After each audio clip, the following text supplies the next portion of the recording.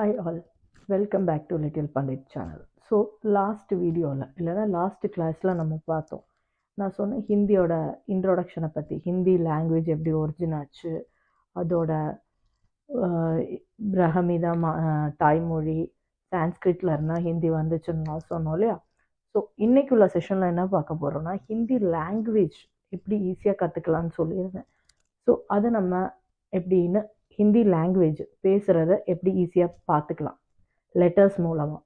So அந்த letters பார்க்குறதுக்கு முன்னால் நான் அந்த லெட்டர்ஸை பற்றி ஒரு சின்ன ஒரு இன்ட்ரோடக்ஷன் மாதிரி சொல்கிறேன்.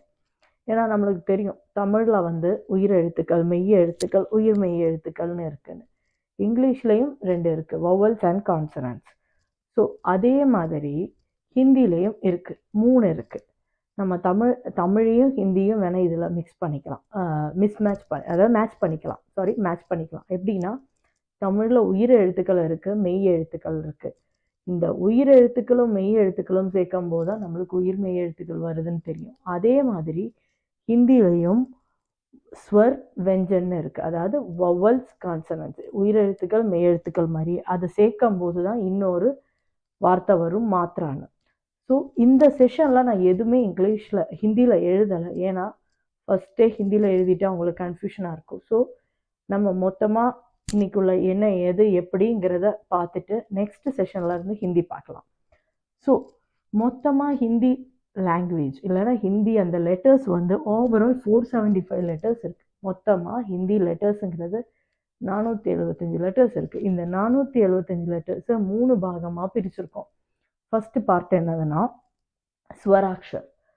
ஹிந்தியில் ஸ்வர்னு சொல்லுவாங்க. ஸ்வர்னா சவுண்ட் லெட்டர்னும் வவல்ஸ்னு சொல்லுவாங்க. அது ஒரு 13 எழுத்துக்கள் இருக்குது. நம்ம தமிழில் சொல்லணும்னா உயிர் எழுத்துக்கள் சொல்கிறோம் இல்லையா, அதே தான் சவுண்ட் லெட்டர். இந்த சவுண்ட் லெட்டர் தான் வெரி இம்பார்ட்டண்ட் ஹிந்தியில். ஸோ இதில் வந்து இந்த 13 சவுண்ட் லெட்டர் ஃபஸ்ட்டு நம்ம பார்ப்போம். அதுக்கு அடுத்தால 39 கான்சனன்ட்ஸ், அதாவது வெஞ்சன்னு சொல்லுவாங்க ஹிந்தியில், மெய் எழுத்துக்கள்னு நம்ம தமிழில் சொல்கிற மாதிரி.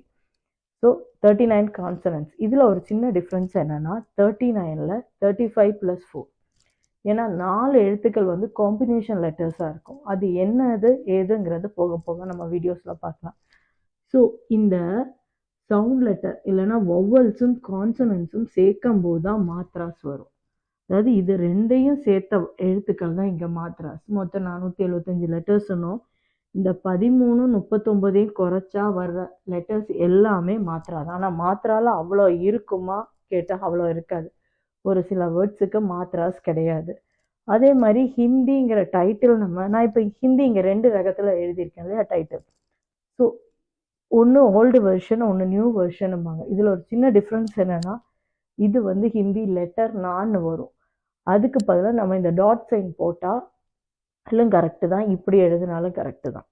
ஸோ இதோட எக்ஸ்ப்ளனேஷன் எப்படி ஒவ்வொரு வேர்ட்ஸ் வருதுங்கிறதெல்லாம் நெக்ஸ்ட் வீடியோஸில் பார்க்கலாம். ஸோ ஒரு தடவை இந்த வீடியோவை நான் சீக்கிரமாக ஒரு ஷார்ட்டாக ரிவைஸ் பண்ணிடலாமா? ஸோ இதில் என்னென்ன இருக்குது, ஹிந்தி லாங்குவேஜை நம்ம 3ஆக பிரிக்கலாம். எப்படி ஸ்வர், வவல்ஸ் இல்லைன்னா சவுண்ட் லெட்டர்னு சொல்லலாம், வெஞ்சன் ஆர் கான்சனன்ட்ஸ். இதை 2ஐயும் ஜாயின் பண்ணாதான் மாத்ரா, அதாவது ஸ்வர் ப்ளஸ் வெஞ்சன் ஈக்குவல்ஸ் மாத்ரா.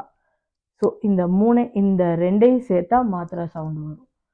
ஸோ இதுதான் easy way of Hindi letters படிக்கிறது. ஸோ நெக்ஸ்ட் வீடியோவில் நம்ம இதில் ஃபஸ்ட்டு பார்ட் அந்த 13 லெட்டர்ஸ் ஸ்வர் பார்க்கலாம். ஓகே, ஸோ என்னோடய வீடியோஸில் நான் சொல்கிறத ரெகுலராக ஃபாலோ பண்ணுங்கள். தேங்க்யூ.